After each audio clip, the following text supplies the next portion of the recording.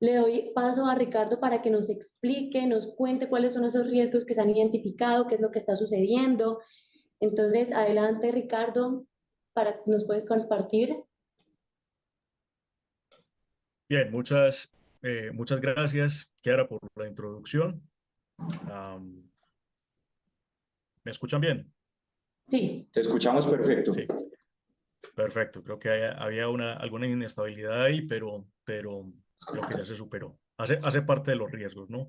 Entonces, no, simplemente agradecer a Kiara la introducción, a Juan Diego. Sabe que el cariño, la admiración y el respeto es mutuo también a Rodrigo.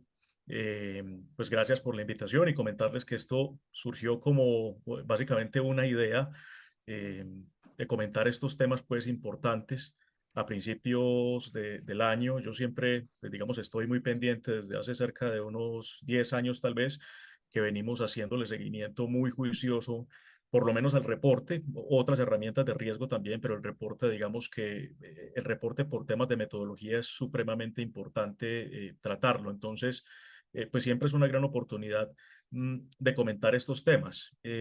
Agradecer de antemano a las 115 personas que tenemos aquí en sala y también a, a Mónica Sierra también y a Diego Rengifo que veo que están por acá con nosotros. Vamos a hacer entonces, como bien lo decía Rodrigo, vamos a hacer una disertación. Tenemos una presentación generosa, probablemente la hagamos completa o no la hagamos completa, eso realmente no importa, veremos la dinámica un poco de la conversación. Lo que sí es pues que va a estar disponible, la presentación que van a ver aquí pues completa es para todos ustedes, para que la tengan si así lo necesitan y compartiremos algún tipo de información pues, relevante. Vamos entonces a iniciar.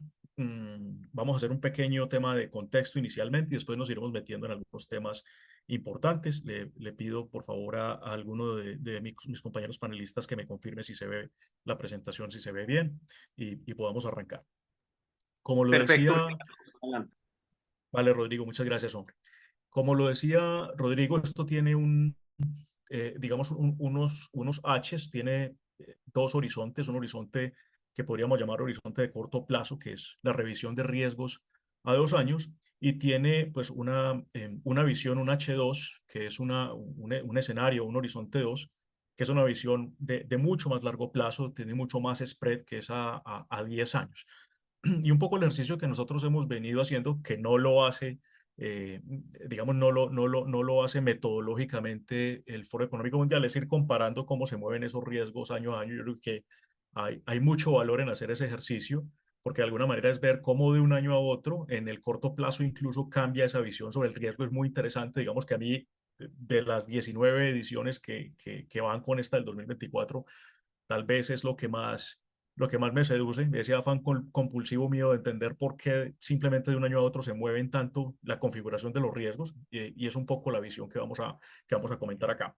Muy bien, vamos a arrancar entonces, como les digo, sin más preámbulo, un tema de contexto, entender un poquitico cómo va esto, decir que no solo veremos, digamos, vamos a utilizar eso que se llama el Global Risk Report, el reporte global del riesgo, lo vamos a utilizar como un marco sin querer decir que sea lo único que vamos a analizar. Vamos a traer mucha información de distintas fuentes porque lo que queremos es que, pues precisamente desde los enfoques teóricos de gestión de riesgo en cadena de suministro, que eso tiene unos referentes mundiales muy importantes, el profesor Banga, el profesor Menzer, que tienen unas metodologías muy claras de cómo debemos evaluar riesgo en cadena de suministro, pues un poco también entender que hay otras visiones y lo más importante sería desde la realidad de los hechos, entender si efectivamente esos riesgos que se prevén ahí, si se configuran definitivamente o no. Entender que un riesgo es la potencialidad de que algo ocurra y un poco también desmitificar el tema de esa palabra riesgo, ¿no? De la etimología en sí misma, y es que pues un riesgo no necesariamente pues es una cosa que traiga un desenlace malo. Yo lo pongo en estos términos de la analogía. Si uno compra todos los días el baloto, uno corre seriamente el riesgo de ganárselo, si lo compra todos los días. Y si además utiliza algoritmos de predicción, todavía corre más riesgo de ganárselo. Y uno diría, ¿y si me gano el baloto, pues cuál es la afectación? Pues seguramente sí le cambiará la vida, pero no necesariamente tiene que ser un impacto negativo si uno se gana el baloto. Y el riesgo tiene eso. El riesgo es la potencialidad de que algo impacte una situación o tenga la posibilidad de modificar el statu quo. Pero por puro enfoque pragmático, nosotros no nos ponemos en general a ver o evaluar si nos pasan cosas bonitas, sino efectivamente aquello que tenga un probable impacto negativo es lo que tenemos que ver, ¿no? Lo que queremos es generar un ambiente de control de riesgo que nos permita, de alguna manera, mitigar ese efecto. En las palabras de hoy, digamos, yo me voy a concentrar mucho en el análisis de lo que recae sobre la cadena de suministro, el supply chain. A mí en general me gusta hablar de lo que yo siento que conozco.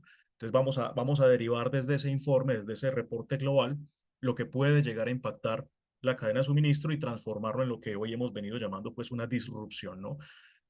Unas cadenas que se disrumpen de manera muy fácil, ¿no? De todo el concepto de lo frágil que tenemos hoy. Entonces, esto es un poco, muestro esto porque lo hicimos a principios del año pasado, de 2023, y era un poco lo que veíamos en ese escenario 2023-2022. Lo que hicimos fue recoger muchos informes sobre riesgo y encontrar regularidades, ¿sí? Entonces uno ve esto hoy uno ve esto 2024 y probablemente uno diga, uy, no, esto todavía esto ya es un universo muy lejos. Probablemente para algunos casos sí, para algunos casos no. Mm, Sin embargo, como les decía, vamos a ver cómo el reporte nos habla de la movilización de esos riesgos, o nos muestra la movilización de esos riesgos particularmente. Mm, Cuando empezó pandemia, justo cuando empezó pandemia y entre otras, pues digamos, Analdex, que siempre ha sido supremamente generoso y nos invita siempre a compartir nuestras ideas, yo utilicé mucho digamos, esta propuesta de Mackay digamos, una forma de entenderlo de manera, digamos, jocosa, de manera muy coloquial, pero que nos permitiera entender una verdadera realidad. Esto se ha venido transformando. Inicialmente yo lo llamaba las tres olas porque solamente eran tres olas. Y de alguna manera, muy juiciosamente, Macay, que es la persona que hace este cartoon, que hace esta caricatura, pues ha tenido en cuenta otras cosas adicionales. Entonces hoy hablamos del enfoque de cuatro olas. Y un poco es cuál es esa visión de cualquier persona normal en el mundo frente al riesgo. Entonces esto es muy bonito, digo yo bonito desde la visión metodológica, no de lo que va a pasar, sino de la visión metodológica, es porque eh, tal vez estamos complacidos en una seguridad de que si nos lavamos las manos juiciosamente, pues todo va a estar bien. Y eso pasa porque tenemos una visión en general cortoplacista del riesgo, muchas veces por faltas de información. Es decir, no solo hay desinformación, sino que también hay falta de información. Curiosamente, en un mundo en donde la infodemia predomina y la infoxicación es la cosa más compleja que tenemos que revertir, y lo van a ver incluso en el reporte, sobre todo en el largo plazo, pues tenemos tanta información que a veces lo único que consumimos es mala información, información de mala calidad, y lo que hay que entender es que los seres humanos, si son responsables, pues tomarán decisiones en función de esa información que reciben. Y aplicando la ley de la teoría de los sistemas, pues ningún sistema coge basura y lo transforma en oro. En general, si yo le meto basura al sistema, muy probablemente, si no lo arreglo en el camino, pues va a tener un resultado basura. Y eso es un poco lo que queremos desde el punto de vista metodológico que entendamos. ¿Qué nos plantea esto? Nos plantea un escenario de cuatro olas en la que la primera ola probablemente no nos deja ver las olas que vienen atrás. La primera ola probablemente no tenga la capacidad de sepultarnos, pero probablemente la cuarta sí. Y hay que ver esto en temas de horizontes de tiempo. Y un poco lo que están viendo acá, pues básicamente es lo que van a ver, digamos, muy tabulado en el reporte. Sobre el reporte, hay que decir, eh, pues hay una cosa compleja. Voy a irme primero al 2025 y después al 2026. Y es, mm, digamos que también ha habido en este tema de entender esto, mucha gente, yo noto mucha resistencia a los productos del Foro Económico Mundial. Eh, Hay una narrativa frente a que son los dueños del mundo, que esto implica unas agendas, en fin. Yo no voy a entrar a discutir eso. ¿De qué nos pegamos? Nosotros nos pegamos del rigor metodológico. Y ese rigor metodológico está probado en esto. Es decir, más allá de cualquier postura política del Foro Económico Mundial, eh, nosotros no entramos en esa discusión. Nosotros entramos en la revisión de si es una herramienta que metodológicamente es rigurosa o no. Y la respuesta es sí. Así como hay otros reportes, pues digamos el reporte de competitividad, que incluso son hechos por grandes centros de pensamiento, ¿cierto? La Universidad de Columbia, cosas como esas, el profesor Xavier Sala y Martín, gente que está probada, que son increíblemente rigurosos en el mundo. Esto es básicamente lo mismo, es una encuesta que se hace a cerca de 1.500, 1.490 personas muy importantes, académicos, empresarios, personas influyentes en el mundo, y se les hacen las mismas preguntas, son preguntas que están increíblemente bien estructuradas sobre su percepción de riesgo. ¿Por qué? Porque el riesgo es precisamente eso. Si a mí me preguntan sobre el futuro de los riesgos, yo de lo que voy a hablar es de mi percepción de esos riesgos. Y lo que hacen las metodologías un poco es calificar el impacto y la probabilidad de ocurrencia de esos riesgos. Y eso es de lo que nos pegamos nosotros para hacer nuestros análisis. Esto lo que ven acá es lo que yo les digo que el informe no hace. Es decir, el informe no hace la comparación de cómo cambia la visión de riesgo de un año a otro y a nosotros nos parece una oportunidad pues, de oro como para entender por qué se movilizan esos riesgos. Aquí tenemos el top 10. Esto era lo que se decía de 2023 para 2025. Estos eran los riesgos que ustedes ven aquí a su mano izquierda. Y la propuesta para 2024 y 2026 es la que tienen a la derecha. Como ustedes ven, algunos riesgos, digamos, persisten, pero hay unos nuevos riesgos interesantes que hay acá. Desde el punto de vista de herramienta metodológica, esto utiliza una herramienta metodológica a la cual nosotros como firma le creemos mucho y es la metodología PESTEL, que básicamente es un análisis digamos, de entornos que se concentra en todo, digamos, en lo que llamamos el suprasistema, es decir, cuando ustedes en sus organizaciones hacen análisis, por ejemplo, como, no sé, un análisis PHBA o hacen un análisis DOFA, por ejemplo, o incluso un modelo de diamante de Porter, eso en general es de la cercanía de la organización. Es casi que un análisis interno, en algunos casos exógeno de la organización.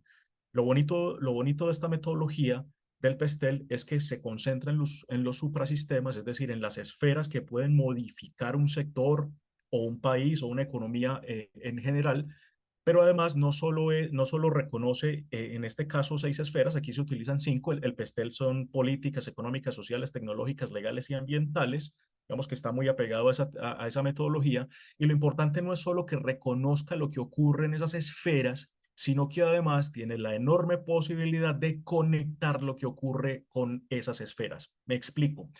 Uno a través del PESTEL puede encontrar una afectación desde la política económica, pero también puede encontrarlo desde la economía política. Son dos cosas totalmente distintas, pero juntan dos esferas: tecnológico-social, cultural-social, económico-social, social-tecnológico. Es una herramienta muy interesante desde el punto de vista de análisis de entorno. Probablemente sea de lo mejor que hay en términos de análisis de entornos. Y básicamente el resultado es ese. Se analizan esas esferas y se ve cómo se movilizan estas esferas.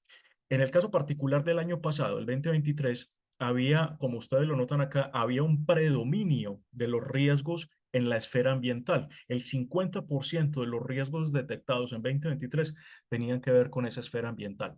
La pregunta es, ¿eso cambió? Digamos que la visión sí cambió y lo que se ponderó fueron unos efectos, digamos, que igualaban en importancia a los temas ambientales, particularmente en el tema tecnológico, con temas de desinformación, con temas de inseguridad cibernética y digamos que en la primera visión del año 2023 no había un efecto desde lo económico, porque ustedes no ven ninguna ahí en azulito.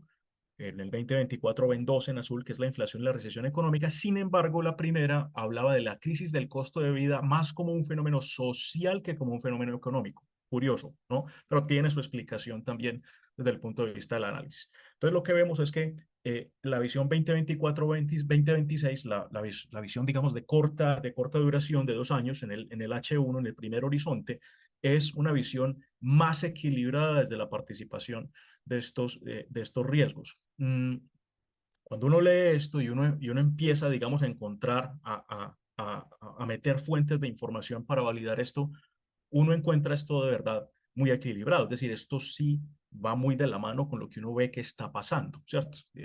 Un tema, por ejemplo, como la desinformación que aparece de primero, es un tema complejo porque si uno parafrasea, digamos, a personas, no sé, tal vez como Chomsky, pues se dice que vivimos en un mundo que es un mundo de las tres P's, ¿no? Que es un mundo de la politización, la polarización y la posverdad.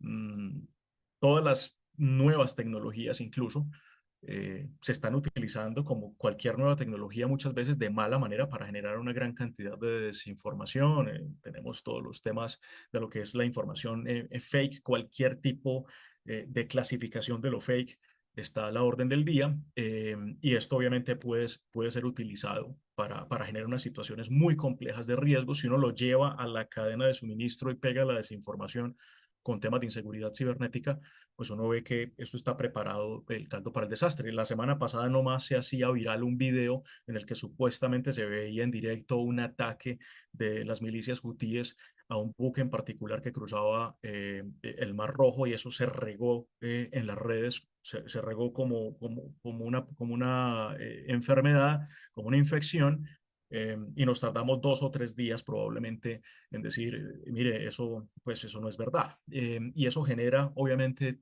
todo un caos, todo un tema de temor, ¿cierto? Genera unos escenarios buca muy complejos, unos escenarios Bunny muy complejos, que todavía complejizan más lo que ya es complejo.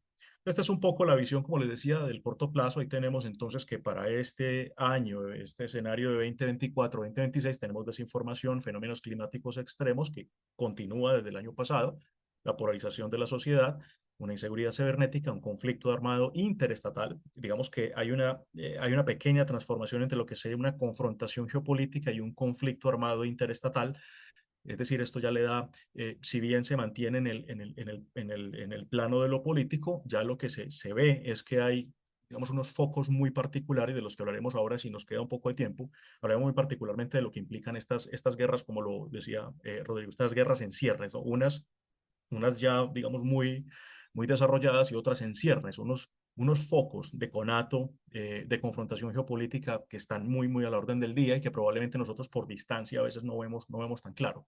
Falta de oportunidades económicas, inflación, migración involuntaria, es un fenómeno muy complejo asociado. Este fenómeno de migración involuntaria, que es un fenómeno, como ustedes lo ven desde la esfera social, tiene una causa muy importante, tiene una causa raíz muy importante en el tema ambiental.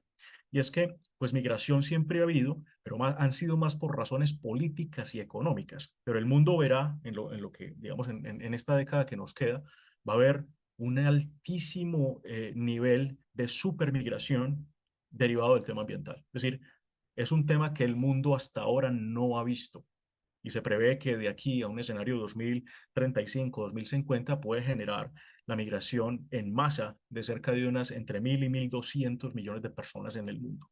Eso es una cosa que el mundo no ha visto, pero también hay que decir, es una cosa para la que el mundo no está preparado. Digamos que eso son un poco las cosas que vemos acá, migración, recesión económica y contaminación, es decir, efectos todavía desde lo ambiental. Y este es el escenario que es el escenario de largo plazo, ¿no? ¿Cómo ocurre esto de largo plazo? Digamos que se mantienen hacia futuro. Es curioso porque se mantienen, digamos, desde la esfera de lo ambiental, si bien lo pierde en el corto plazo, la participación importante, en el largo plazo sí se mantiene. Es decir, la preocupación por temas ambientales en el largo plazo se mantiene. Digamos que todo esto que yo ya no llamo a esto cambio climático, yo lo llamo crisis climática, creo que es de verdad eh, lo que hay que acuñar, el término que acuñar. Vivimos una verdadera crisis climática, lo vamos a poder ver acá de alguna forma en lo que vamos a desarrollar. Y vuelve y juega un tema desde lo tecnológico mucho más relevante. En este caso, 30% del top 10 son temas que tienen que ver con el tema de lo tecnológico. Y surge una cosa interesante y es ahora más adelante, Juan Diego nos hará unos comentarios muy importantes sobre particularmente eso que vemos acá como resultados adversos de tecnologías de inteligencia artificial. Ya entra en el mundo del riesgo la posibilidad, un entendimiento de que la aplicación no adecuada de tecnologías disruptivas como inteligencia artificial podría llegar a generar resultados adversos o resultados no deseados. Esto es un poco entonces lo que vemos nosotros, esto será un poco lo que vamos a analizar. muy importante que vinculemos estos ejercicios a nuestros análisis. Yo simplemente quiero decir una cosa desde la experiencia que tenemos. En nuestra experiencia, digamos, de acompañamiento a organizaciones, en nuestra consultoría organizacional, yo tengo una estadística que es una estadística que no alegra a nadie, pero que es la realidad, y es que, digamos, de nuestros cerca de 5 clientes que teníamos cuando arrancó pandemia, el año 2020, mm, solamente 3 empresas, y digo solamente 3 porque para mí 3 de 5, que es el 60%, es muy poquito, solamente 3 empresas de esas continúan hoy. Y en unos análisis posteriores, digamos desde el punto de vista de construcción de la estrategia y de estrategias de crecimiento de esa empresa, curiosamente uno se da cuenta que hay una regularidad en aquellas que se salvan, en aquellas 3 que se salvan, y es que esas 3 tenían por lo menos un esbozo de un BCP y un plan de contingencia de negocio. Eh, y uno dice, pues puede que sea puede que sea pura suerte, puede que sea puro, digamos, una coincidencia, pero no creo. Yo siento que digamos, el tener en cuenta estos riesgos en los planes de la organización, en la estrategia de tanto de corto como de largo plazo del negocio, sí tiene una real incidencia. Sobre todo si eso implica tener en cuenta planes de mitigación. Eh, por aquí me pide Breiner Guerrero que ponga la diapositiva anterior con todo gusto. Aquí está. Entonces, básicamente, esto es nuestro trabajo, digamos, un poco nuestro aporte, si pudiéramos decirlo de alguna forma, y es generar estas comparaciones. Yo lo vengo haciendo, como les digo, hace unos 10 años. Y sí nos gusta ver mucho cómo se mueve eso, porque en general los planes de largo plazo en las organizaciones, por efectos de, pues, digamos que esto cuesta hacer estos ejercicios. Cuando digo cuesta, es que recurso, tiempo, dinero hacerlo, pues a veces las organizaciones no se toman el trabajo de generar la actualización de esto. Y un poco para eso lo hacemos, ¿no? Lo hacemos para que las empresas tengan una posibilidad de actualizar precisamente esos BCPs, porque si cambian los riesgos, cambiarán obviamente las acciones y los planes de mitigación. Muy bien. Eh, Vamos a pensar en los efectos directamente entonces de esto. ¿Cuáles son los efectos que esto tiene? Entonces, ¿qué están pasando? Esto es uno de los indicadores, uno en general, en términos de afectación de los riesgos a la cadena de suministro, todo lo que está pasando, uno ve la consecuencia, y la consecuencia en general en cadena de suministro es el flete. Bien lo decía Malcolm McLean, el gran inventor del contenedor, decía, el flete es una cosa supremamente importante que determina en el plano internacional si usted puede efectivamente hacer un negocio o no. Es decir, de alguna manera el flete termina siendo un habilitador, ¿no? Un driver o un inhabilitador, un stopper de lo que puede ser un negocio internacional. Nosotros somos digamos, nos gusta mucho este indicador, el WCI, que es de Drewry. Primero, pues porque conocemos la rigurosidad, el rigor metodológico de Drewry, que es una empresa que tiene más de 50 años, del año 70 viene generando estos informes. Es una empresa que además está en Londres, y eso implica que tiene una visión muy clara sobre lo que implica el transporte marítimo en el mundo. Fueron los dueños del mar por muchísimo tiempo, eh, y tienen muy claro cómo se construye esto. Esto fue hace 2 semanas.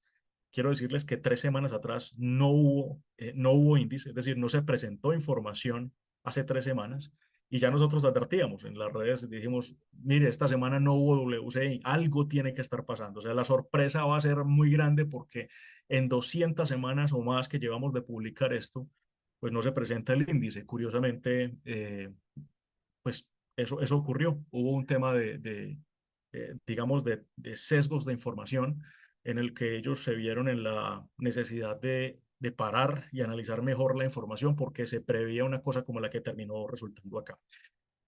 Esto fue hace 2 semanas, estaba el índice en 3072. Y lo que pasó la semana pasada, todavía no tenemos esta semana, sale mañana, primera hora de la mañana sale, ya estamos en 3777. ¿Qué ocurre? Esto que son las 8 rutas más importantes del mundo, pues básicamente mucha gente me dice, pero pues no hay que alarmarnos porque todavía no estamos en precios de pandemia. Obviamente no estamos lejos todavía de ese $14.033 por FEU que vimos en septiembre de 2021. Pero lo que sí hay que tener en cuenta y hay que ser muy juiciosos en el análisis es que si bien no estamos a los niveles de Fletech y probablemente no lleguemos a eso, yo la verdad no quiero hacer de pitoniza, pero probablemente no lleguemos a esos niveles porque la disrupción es una disrupción muy localizada, no es una disrupción global. Probablemente en algunos corredores llegue a afectarse de manera muy dramática, como es el corredor sobre el Mediterráneo, muy afectado, increíblemente afectado, pero probablemente no sea un fenómeno a escala global. Lo que sí hay que tener en cuenta es que esa pendiente que ustedes ven ahí de subida ha sido récord. Es decir, si bien no está a los niveles de pandemia al tener el flete, la subida, la velocidad y la pendiente de esa subida rompió todos los récords. Y eso es un tema importante que hay que tener en cuenta. ¿Por qué? Porque precisamente nos habla es de esa posibilidad de disrumpir una cadena de suministro global. Si esto no tiene, como les digo, las afectaciones no son iguales para los distintos corredores, pero sí es un tema que hay que ver bien. Digamos, uno no se podría, no tendría que quedarse solo en este, en el WCI también está Freightos, que es muy bueno. Hay que tener en cuenta que Freightos también además mide el de carga aérea, hay que ser muy juicioso en que sí se estén comparando marítimos con marítimos. Y en el caso del índice mundial de Shanghái, ese tiene un comportamiento bastante particular y si ustedes lo vieran hoy, por ejemplo, no van a ver esta afectación. Y no van a ver esta afectación porque, digamos, Shanghái tiene un tema y es que tiene un gran impacto desde el punto de vista de su cálculo en lo que ocurre entre la costa de China, del mar de China, y la costa oeste de los Estados Unidos. Entonces, obviamente, digamos que ese tránsito que es supremamente importante y pesado ahí, no tiene que pasar por dos de los choke points que tenemos reventados hoy, que es Canal de Panamá y obviamente el Mar Rojo. Entonces, pues obviamente no recoge el efecto de esa crisis. Y digamos que se generan conversaciones interesantes de gente que dice, pero mire que por aquí dice otra cosa. Claro, ¿por qué dice otra cosa? Hay que analizar y hay que desdoblar el indicador para poder entender qué es lo que está realmente pasando. Muy bien. Esto que es de la gente de, de, de Visual Capitalist, que para mí son los mayores embellecedores de datos que tenemos, hacen unas cosas maravillosas que nosotros de lejos no tenemos la habilidad para diseñar esto. Es muy interesante esta postura porque básicamente lo que nos muestra es, está recogiendo los datos del reporte global y básicamente lo que nos dice, nos habla del impacto, la medición que uno quiere hacer realmente cuando analiza riesgos y es la probabilidad de impacto versus la probabilidad de ocurrencia versus el impacto que eso puede generar. Desde digamos, desde el análisis que se hace a nivel de riesgo, hay una enorme preocupación y es el tema de la deuda, ¿no? Se dice que el mundo tiene la deuda global es una deuda verdaderamente impagable al día de hoy. Y ahí lo muestra, digamos, lo muestra como ya está, digamos, la crisis de deuda es una cosa que está activa y la posibilidad de impactar, pues obviamente es enorme. Eso, si se genera digamos, una crisis global como la que se dice que está en ciernes, pues el mundo vivirá momentos muy complejos desde esa esfera de lo económico. Entonces, básicamente, digamos, esto es también interesante porque lo que nos muestra son metodologías que nosotros pudiéramos llegar a aplicar o que deberíamos aplicar en nuestras organizaciones. Probablemente no nos queden tan bonitos como a esta gente, pero uno debería empezar a medir esos impactos. Nosotros lo hacemos muy a nivel de organización, ¿no? Empezamos a tomar los riesgos, vemos la probabilidad de que esos riesgos se materialicen y el impacto que eso podría generar. Esto es lo que llamamos pues fácilmente una matriz de riesgos, ¿no? Esa matriz de riesgos que mide, pues también incluso podría medir en algunos casos la severidad y es decir, cuán profundo es el impacto que genera un riesgo de llegarse a materializar y uno incluso le puede poner colorcitos, es decir, hacer una semaforización en la que dice que un riesgo es alto, que es medio, que es bajo, la capacidad de mitigar también esos efectos. Entonces, simplemente son metodologías que mostramos que son bien interesantes a tener en cuenta. Como vamos a hablar entonces del impacto que tiene esto para las cadenas de suministro, pues básicamente entender que el mundo que nosotros construimos, el mundo del siglo XXI, es un mundo que pues siempre se nos ha dicho que es un mundo interconectado. Y lo que hay que entender es que en el caso particular de lo que atañe a la cadena de suministro, si sacamos de la cadena de suministro el transporte y si vemos al transporte como gran conector de puntos en el mundo, lo que vamos a ver es que, según los reportes de UNCTAD, hay mucha gente que dice que es el 80, pero según los reportes de UNCTAD, el comercio global por vía marítima es sobrepasa incluso el 90%, dejando a los otros tres modos pues casi que marginales.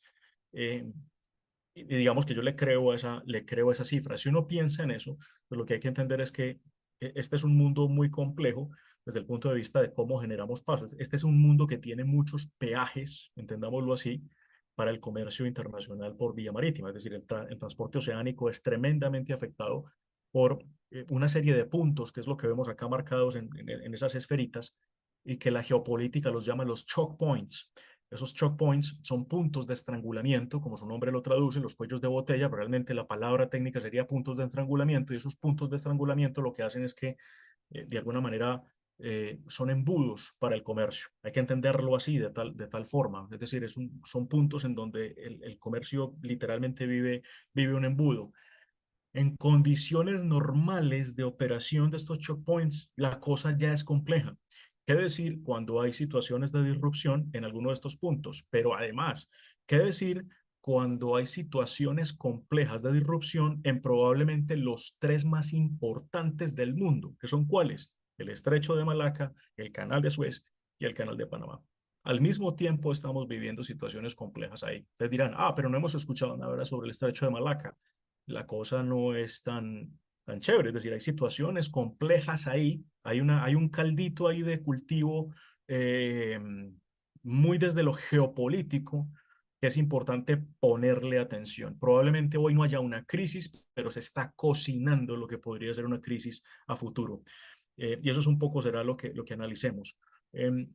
Cuando uno piensa en los distintos tipos de impactos, uno tiene que entender cuál es el efecto de esos impactos.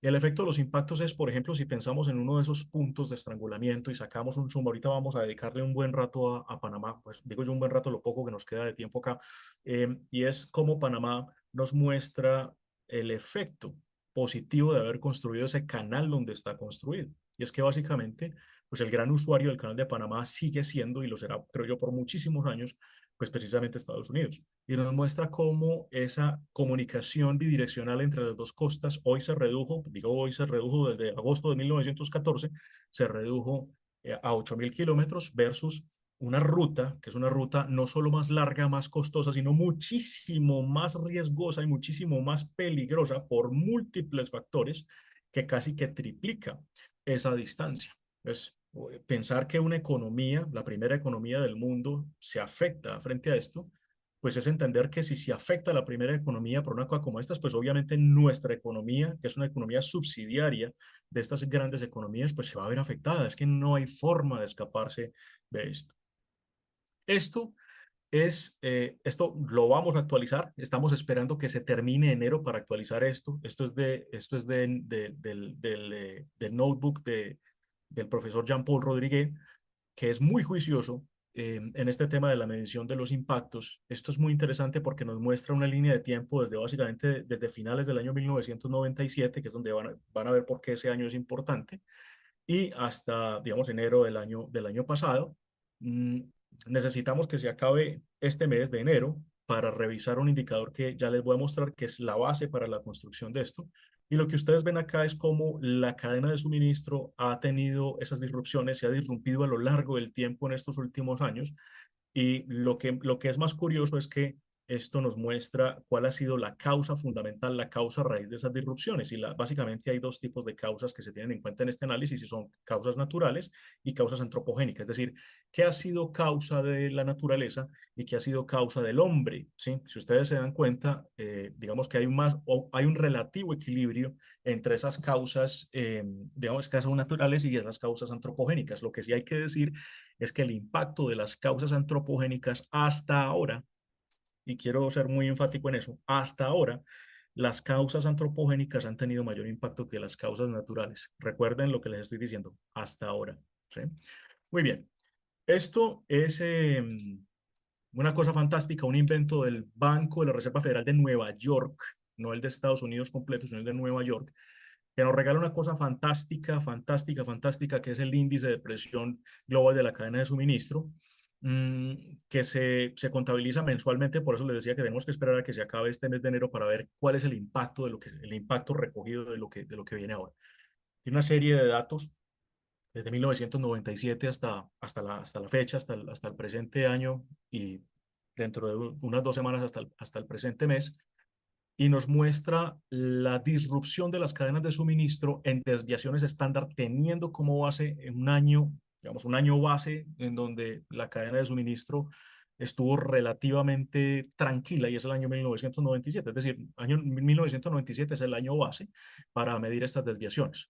Ustedes ven ahí un punto muy complejo hacia 2022 que ya se los voy a amplificar y es los momentos de mayor disrupción de la cadena de suministro. Este es un índice impresionante. ¿Por qué? Porque como dicen acá, yo tengo por ahí un, un, eh, eh, un artículo que explica, digamos, tanto como me es posible explicar cómo se calcula y cuáles son los índices que se están calculando acá. Este es un índice que es un superíndice porque es un índice, es un número, nos tira un número discreto, es decir, el número de desviaciones estándar, pero es el resultado de analizar mediante algoritmos inteligentes 27 indicadores globales de cadena de suministro en aéreo, en marítimo, despachos, aduanas. Es una gran licuadora de 27 índices que nos dice de manera muy juiciosa cómo se ha desviado la cadena de suministro desde un año base. Esto es lo que tenemos al día de hoy. Esto ya recorté un poquitico más. Lo que hice fue, estamos analizando más o menos el periodo desde inicio de pandemia hasta hoy. El punto más complejo históricamente, como ustedes lo vieron en la pasada, de toda la serie de tiempo completa, lo que hicimos acá fue cortarla y hacerle un zoom a esto y tenemos disrupciones de 4.33 para el caso particular de finales del año 2021. Eh, digamos que eh, más o menos una desviación estándar, más o menos una desviación estándar, es decir, uno positivo o uno negativo, son más o menos situaciones aceptables en cadena de suministro que no entendería uno como crisis. Pero imagínense lo que vivimos a finales de 2021, 4.33 desviaciones. Una cosa, pues, increíble, increíble. Hoy, lo que refleja este índice todavía es que pareciera que no hay una crisis. Esperemos que pase en enero porque es probable que eso suba. Ahora, como tiene en cuenta tantos índices, ¿sí? Probablemente algunos de los otros índices, la confiabilidad, lo que pasa en el aéreo, probablemente haga que se mitigue un poquito esto. ¿Por qué mostramos esto?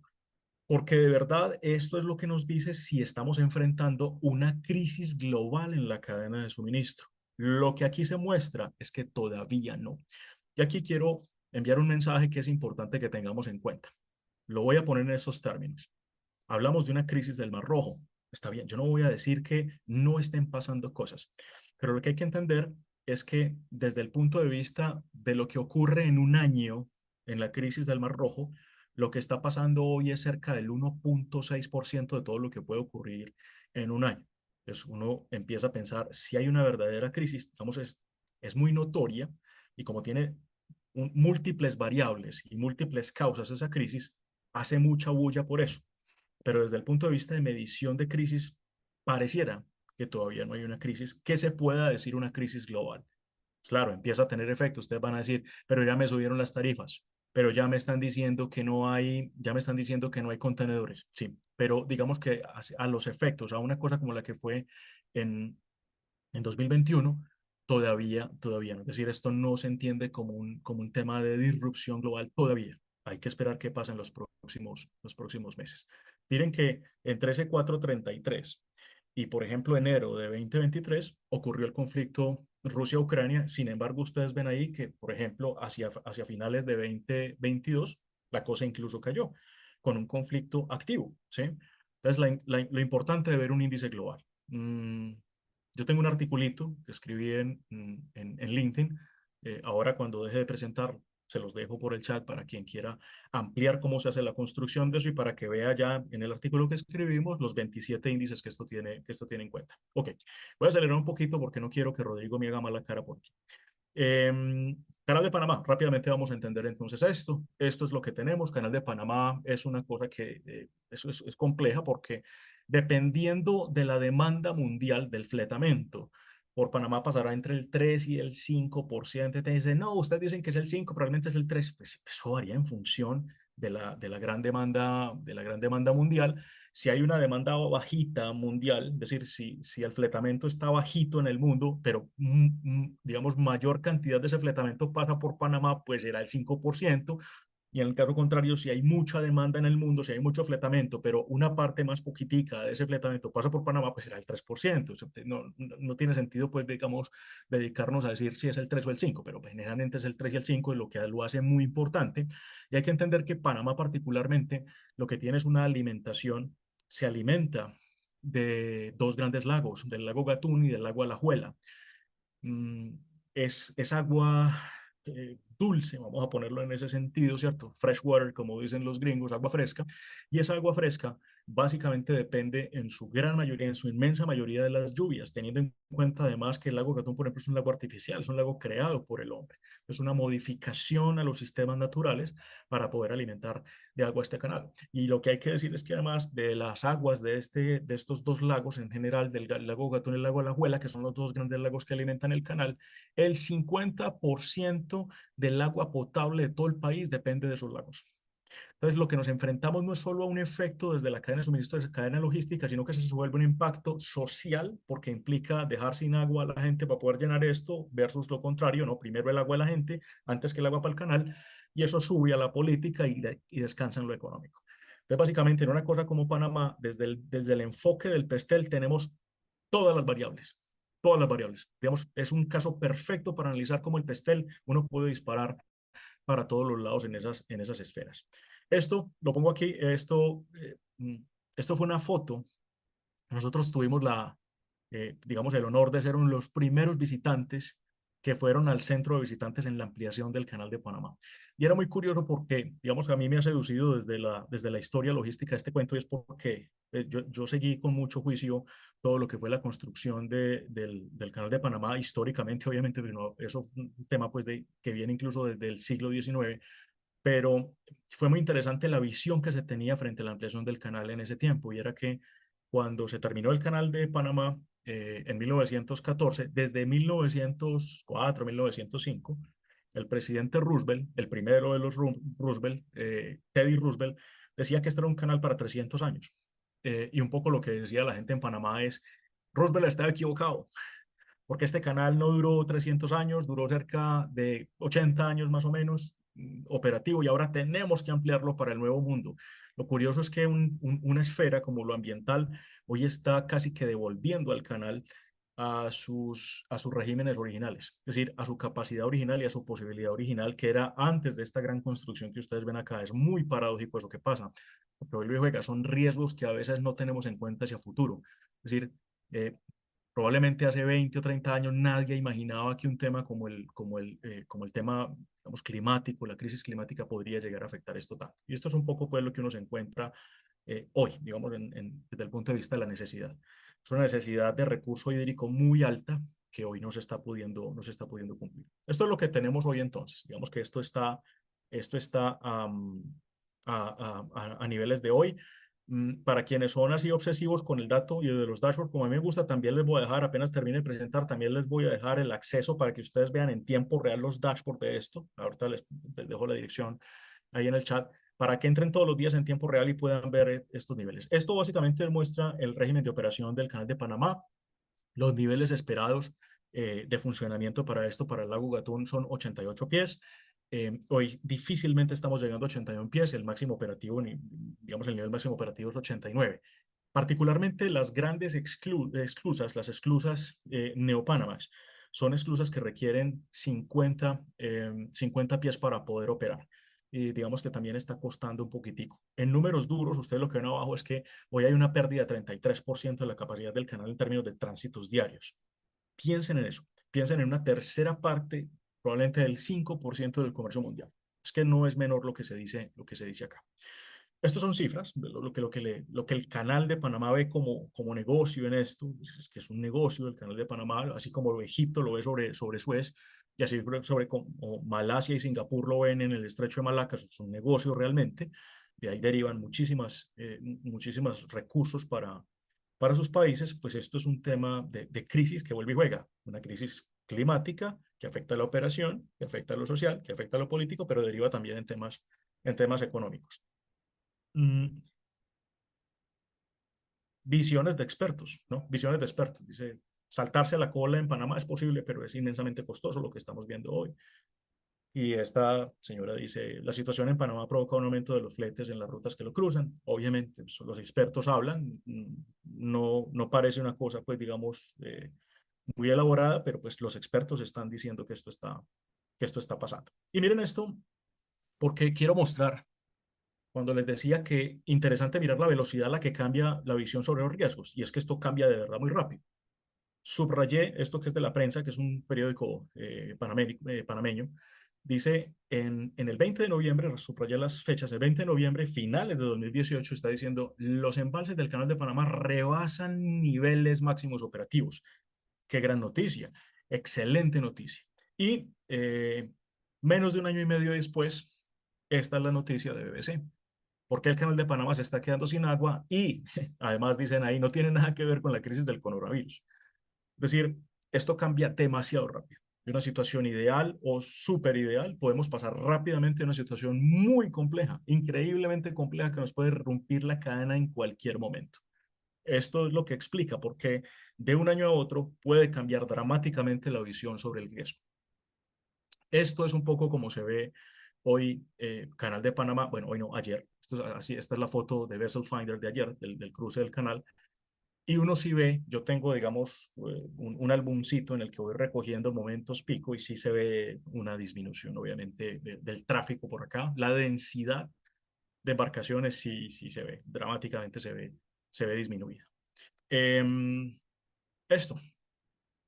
Entonces, miren que tanto en las esclusas Panamax como en las esclusas Neo-Panamax ha habido una disminución del tráfico, ¿cierto? Digamos que aquí se ve claramente y aquí lo podemos ver por distintos tipos. Esto es de Drury, lo podemos ver por distintos tipos de carga, ¿no? Cómo se ha visto afectado el tema.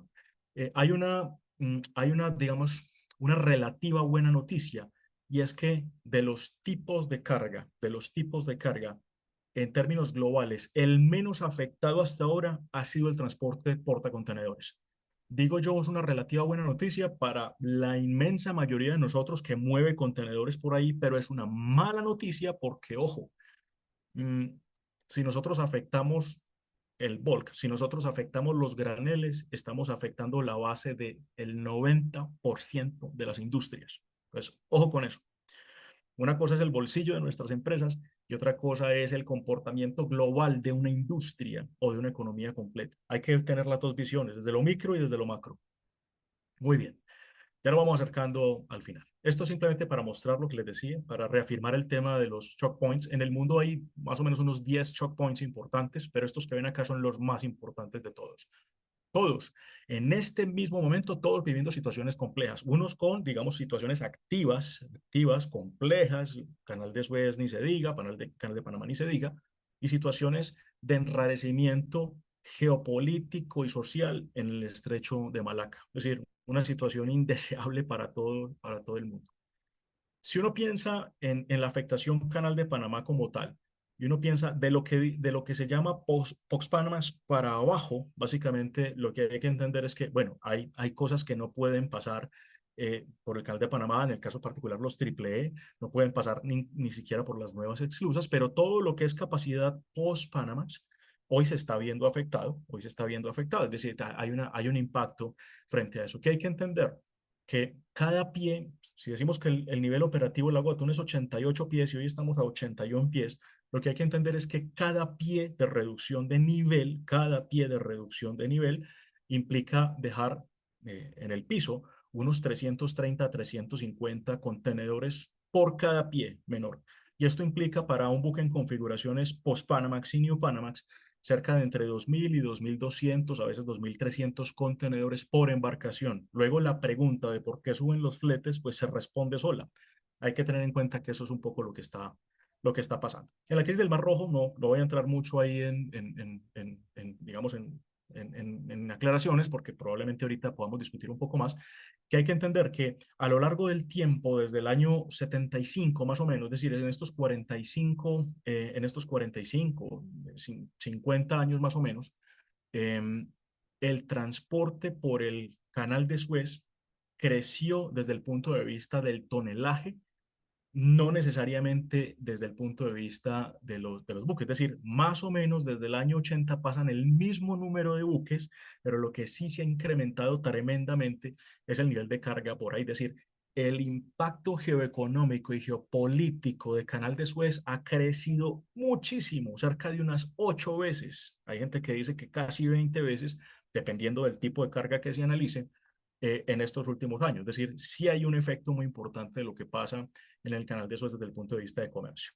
Y esto es un poco lo que nosotros comentamos, ¿no? Es esta vía alternativa lo que hace es que genera desde el punto de vista de costos, lo que llamamos las relaciones ISO-costos, ISO-tiempos, que hay un impacto muy negativo en la cadena de suministro. No solo vuelve y juega, no solo por el tema de más tiempo y más plata, que obviamente es mucha más plata, sino que esto empieza a generar lo que llamamos los famosos efectos Forrester o el efecto látigo o el bullwhip effect, como ustedes lo quieran llamar, sobre las cadenas de suministro. Esto es lo que hace que en una ruta en donde navegan buques, muchos de ellos con capacidad superior a 10.500 teus, pues un aumento del 40% de tiempo, lo que implica es que tengamos eso en cuenta, por cada viaje se ralentiza la devolución de unidades, tanto de equipo marítimo, tanto de buques como de contenedores, menos del 40%.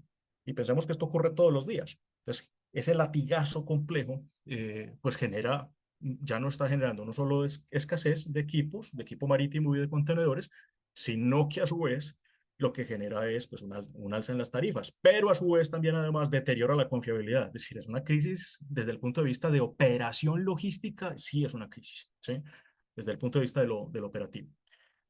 Y esto, la visión geopolítica del cuento. Este señor, que casi se nos muere hace como 2 o 3 semanas y no había contado, se hospitalizó, estaba gravísimo, y le fueron a contar al presidente Biden, vea, su secretario de defensa estaba por allá hospitalizado. No sabía el presidente. Le toca darle cara al Congreso y explicar al Congreso por qué, estando tan enfermo, no contó que estaba tan enfermo. Y uno empieza a pensar por qué no dice que está enfermo. Y como dice Maquiavelo, piensa mal y acertarás, y es que no se puede mostrar una visión de debilidad frente a todo esto que está pasando. Esto genera unas movidas geopolíticas muy interesantes. Mi pregunta es, aquí hay una nación como Seychelles. ¿Qué tiene que ver Seychelles con la crisis del Mar Rojo? O sea, ¿cuál es la afectación de la crisis del Mar Rojo a un país como Seychelles? Hay situaciones complejas. ¿Cuál es el gran impacto de Noruega en una crisis como Seychelles? ¿Sí? Hay un tema de alineación geopolítica y mire la desbandada que está abajo, países que declinaron de entrar acá. ¿Por qué? Porque Europa, a fuerza de marchas, esto daría, yo digo que lo geopolítico en este análisis daría por lo menos para otros 2 o 3 webinars más, solo hablar del tema geopolítico, del origen de este conflicto y de todo lo que implica eso. Muy bien, ya para entonces, para terminar, hablando de ese gran riesgo que vemos en la desinformación, una frase, una frase de Churchill que dice, una mentira habrá dado la vuelta al mundo antes de que la verdad tenga la oportunidad de ponerse los pantalones. Y esto nos dice Winston Churchill. Mucho cuidado con la información. Nuestra recomendación, más otras que vamos a hacer adelante, es mucho cuidado con la información. Ojo con la información que consumimos, ojo con las fuentes, ojo cómo tamizamos la información. Una información como la que se está generando hoy, mal utilizada, puede llevar a una toma de una muy mala decisión organizacional, y eso afecta pues obviamente todo lo que es el ejercicio de las organizaciones. Así que nuestra gran preocupación en todo, y en eso estamos de acuerdo con el reporte de riesgos globales, ojo con la desinformación. Es muy, muy, muy importante estar bien informados, utilizar las fuentes correctas, las fuentes oficiales. Yo siempre he dicho que hay una diferencia entre la fuente oficial y la verdad, pero mejor que cualquier cosa, la fuente oficial. La verdad es otra cosa. La verdad es un tema epistemológico distinto, pero por lo menos las fuentes oficiales. Eso entonces era lo que tenía para compartirles. Tuvimos la posibilidad, me dieron la posibilidad acá a mis compañeros de hacer la presentación completa, digamos, presentación que van a tener ustedes, y ya les dejo los links de otras cosas interesantes en el chat. Muchas gracias a todos por la paciencia y por aguantarse hasta acá. Ricardo, no, cuál aguantarnos, hombre, vos siempre tan ameno.